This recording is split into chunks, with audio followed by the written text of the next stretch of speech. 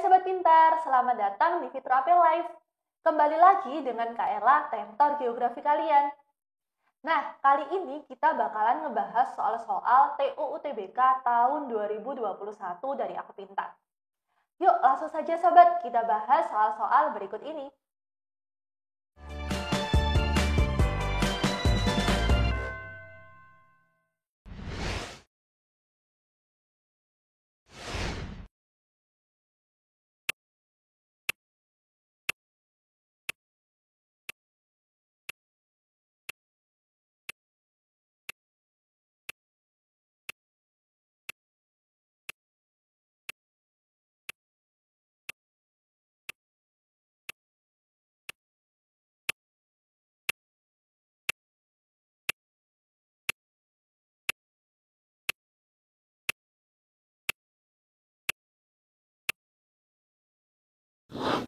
Bagaimana Sobat Pintar, sudah coba mengerjakan soal ini? Ini adalah soal tipe TKA Soshum tentang konsep geografi. Yuk langsung saja kita bahas soalnya. Nah, pernyataan di sini, konsep pola menggambarkan fenomena geosfer yang terjadi di permukaan bumi. Jadi, Sobat, pola ini apa sih? Pola ini adalah bentuk atau struktur dan persebaran fenomena geosfer yang ada di permukaan bumi. Nah, fenomena geosfer ini meliputi hidrosfer, atmosfer, antroposfer, litosfer, dan geosfer. Jadi, pola ini merupakan bentuk-bentuk struktur dari hidrosfer, atmosfer, antroposfer, litosfer, dan geosfer. Jadi, untuk konsep pola ini benar ya Sobat ya. Pernyataannya benar. Kemudian kita lihat sebabnya. Fenomena geosfer dapat dilihat pada pola aliran sungai. Jadi, fenomena geosfer, kita kembali lagi ke sini tadi, fenomena geosfer dapat dilihat pada pola aliran sungainya. Pola aliran sungai ini termasuk dalam hidrosfer. Kemudian pola pemukiman ini termasuk dalam antroposfer, pola lipatan dan pola patahan termasuk dalam litosfer. Jadi untuk sebabnya ini benar, pernyataannya benar dan berhubungan. Jadi jawabannya benar adalah A.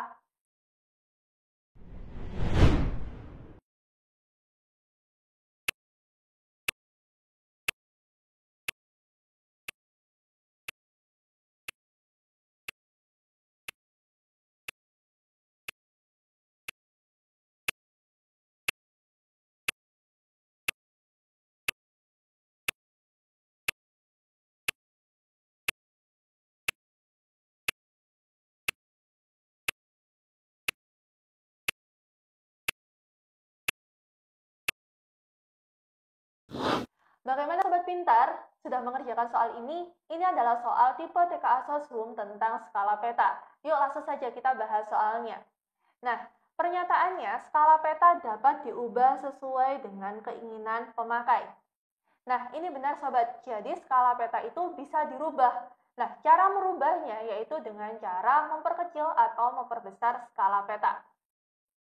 Jadi bisa dirubah sesuai dengan maksud dan tujuannya. Oke, jadi ini pernyataannya benar ya Sobat ya. Nah, sebelumnya kalian tahu tidak sih skala peta itu apa? Skala peta itu adalah perbandingan jarak di peta dengan jarak sebenarnya. Nah, untuk mengubahnya nanti ada perhitungannya Sobat. Jadi skala peta itu bisa dirubah dengan perhitungan dan juga dengan metode-metode khusus. Kemudian kita lihat nih sebabnya. Mengubah skala peta adalah memperkecil peta. Jadi untuk mengubah skala peta, kita bisa memperkecil petanya untuk menggambarkan gambaran yang sesuai dengan ukuran yang diinginkan. Jadi Sobat, untuk mengubah skala itu bisa digunakan, bisa diperkecil atau bisa diperbesar. Jadi tidak hanya memperkecil saja ya Sobat ya. Jadi mengubah skala itu bisa dengan memperkecil atau memperbesar. Cara mengubah skala ini bisa digunakan dengan metode seperti ini. Bisa menggunakan fotografis, bisa menggunakan fotokopi, pantograf, atau metode pantograf. Maaf ya, ini metode segi empat.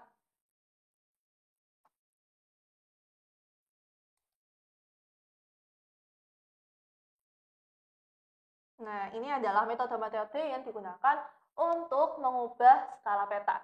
Jadi untuk sebabnya ini salah ya sobat ya, karena mengubah skala itu tidak hanya memperkecil saja, tapi juga bisa memperbesar skalanya. Jadi untuk pernyataannya benar, kemudian alasannya salah, jadi jawabannya benar adalah C. Begitu sobat.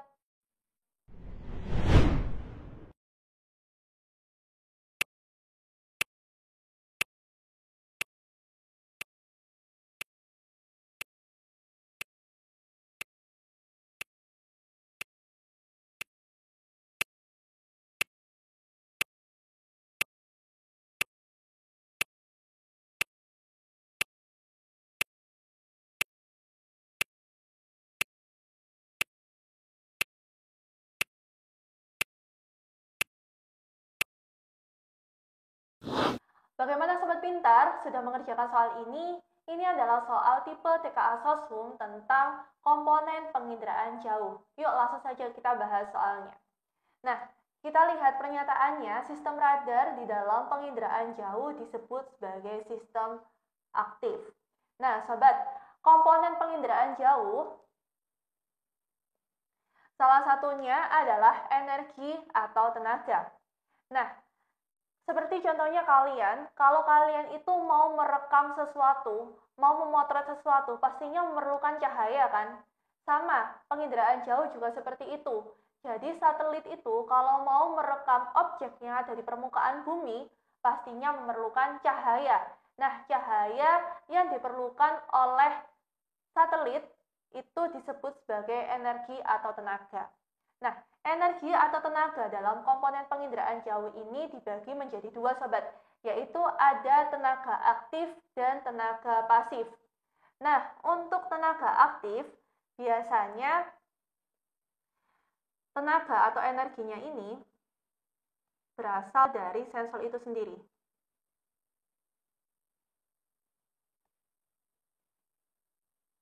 Berasal dari sensor sendiri.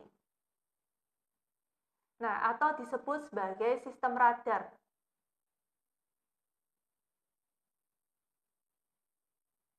Nah, sistem radar ini bakalan mengirimkan yang namanya gelombang elektromagnetik.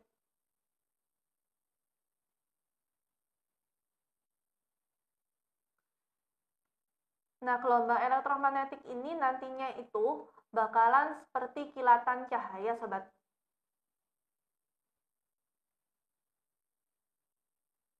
Nah, seperti kalau kalian itu merekam sesuatu pakai HP kalian. Nah, kamera HP kalian itu namanya sensor. Kemudian kilatan yang seperti flash yang ada di HP kalian itu adalah energi aktif, gelombang elektromagnetik, sama seperti ini, sama seperti penginderaan jauh. Jadi penginderaan jauh itu sensornya itu bisa mengeluarkan cahaya sendiri atau disebut juga sebagai sistem radar. Nah, sistem radar ini bakalan mengirimkan yang namanya gelombang elektromagnetik, biasanya berupa kilatan cahaya. Nah, kemudian untuk pasif berarti cahaya, energi atau tenaga ini berasal dari sinar matahari. Sama kalau kalian itu mau merekam sesuatu pada siang hari, pastinya kalian nggak usah pakai flash kan, pastinya kalian memakai cahaya matahari untuk merekam objek tersebut. Nah, kenapa sinar matahari itu kok disebut sebagai sistem pasif, kemudian sistem radar disebut sebagai sistem aktif? Karena sinar matahari ini hanya bisa melakukan perekaman ketika pagi hari hingga sore hari. Jadi ketika malam hari ini tidak bisa melakukan proses perekaman. Sedangkan sistem radar merupakan sistem aktif, di mana dia ini bisa melakukan perekaman kapanpun, pagi hari hingga malam hari. Jadi makanya sistem radar ini disebut sebagai sistem aktif. Oke, langsung saja kita lihat pernyataannya tadi. Sistem radar di penginderaan jauh disebut sebagai sistem aktif. Nah, ini betul ya sobat ya. Sebab sistem radar yang menggunakan tenaga elektromagnetik dibangkitkan oleh sensor. Jadi ini menggunakan gelombang elektromagnetik atau tenaga elektromagnetik oleh sensor. Jadi ini benar. Jadi benar-benar berhubungan. Jawabannya adalah A. Begitu sobat.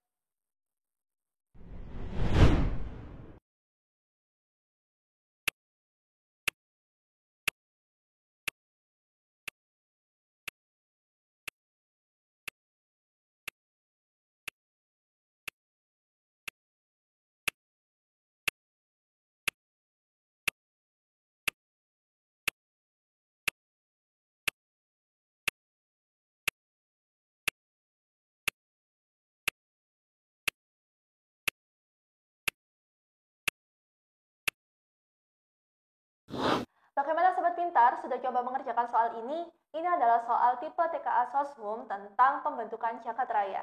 Yuk langsung saja kita bahas soalnya. Nah, pernyataannya di sini, menurut teori ledakan besar Big Bang teori, jagat raya pada mulanya sebuah massa dengan kepadatan yang tidak terbatas dan disebut dengan volume nol atau singularitas, yaitu zona yang memiliki kepadatan tidak terbatas dan panas tidak terhingga. Nah, sobat, ini ya Big Bang teori. Big Bang teori ini menyatakan bahwa dulunya itu jagat raya berasal dari gumpalan superatom yang sangat besar. Nah, gumpalan superatom ini sangat padat sekali, sobat pintar. Nah, bisa disebut sebagai singularitas atau volume nol karena sangat-sangat padat. Kemudian, karena sangat-sangat padat, dia memanas. Jadi sangat panas dan juga sangat padat. Sangat padat dan sangat panas. Akhirnya, lama-kelamaan, gumpalan superatom ini meledak. Nah, ledakannya ini tadi menjauhi pusat, sobat. Jadi ledakan-ledakan dari superatom ini mengembang menjauhi pusatnya. Nah, ledakan-ledakan ini tadi menjadi planet-planet, satelit, dan juga untuk yang di pusatnya, yang panas tadi, yang panas dan padat bagian pusat, ini tadi akhirnya menjadi matahari.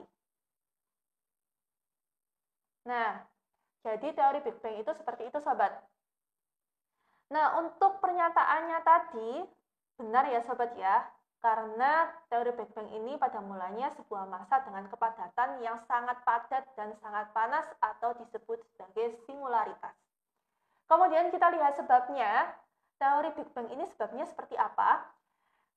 Apakah ini benar? Jagat raya akan mengembang. Materi-materi baru muncul dengan sendirinya dalam jumlah yang tepat. Jadi sobat, untuk sebabnya ini bukan merupakan teori Big Bang, tapi merupakan teori keadaan tetap.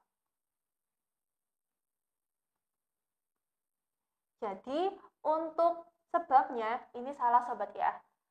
Jadi untuk soal ini jawabannya adalah pernyataan benar, sebabnya salah. Jadi jawabannya benar adalah C. Begitu sobat.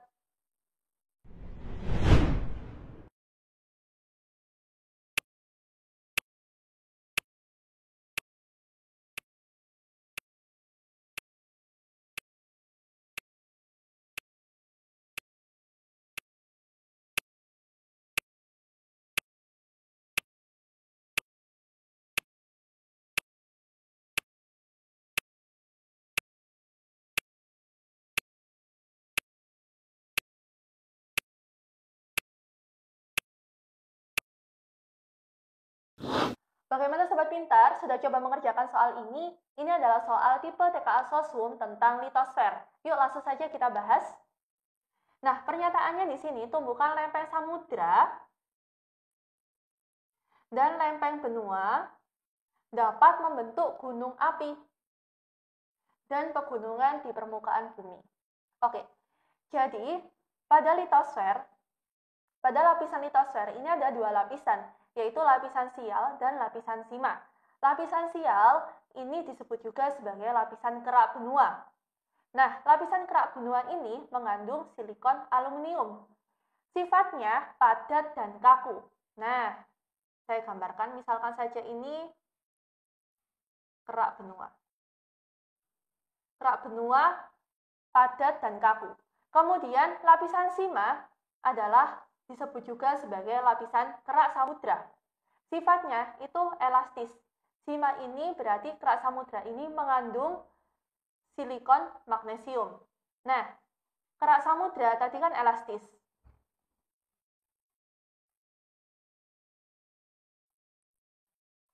Kerak benua yang kaku apabila bertumbukan dengan kerak samudra yang elastis, maka yang terjadi adalah kerak benua bakalan, maaf ya, ini kerak.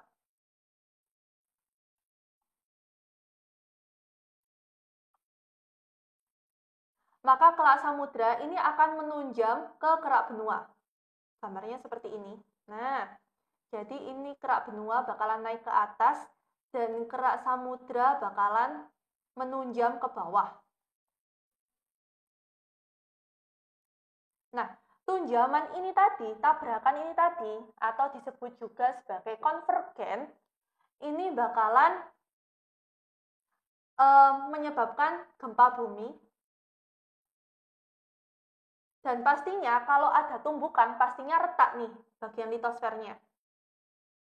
Nah, ini retak. Nah, di bawah litosfer ini ada lapisan astenosfer, sobat. Nah, lapisan astenosfer ini adalah lapisan yang sangat panas.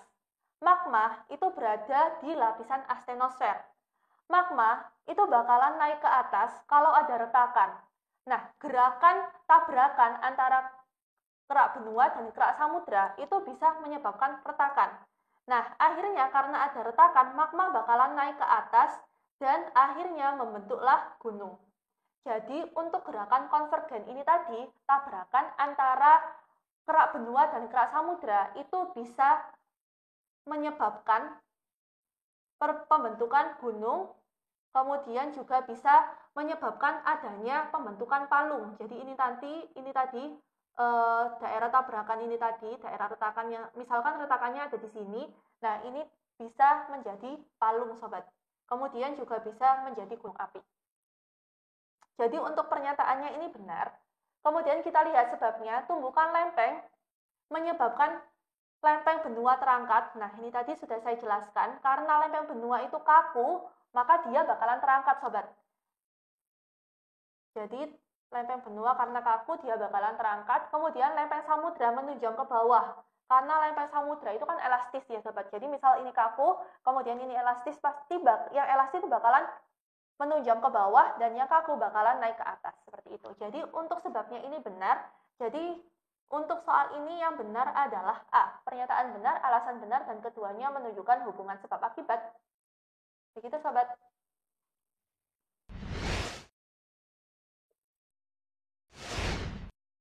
Bagaimana Sobat Pintar pembahasan soal-soal TU UTBK tahun 2021 yang sudah dibahas oleh Kak Ella tadi? Semoga bisa membantu kalian dalam proses belajar di rumah ya. Saksikan terus kelanjutan video pembahasan soal-soal TU UTBK tahun 2021 di aplikasi Aku Pintar di fitur AP Live. Jangan lupa Sobat Pintar, belajar pintar bersama Aku Pintar. Sampai jumpa!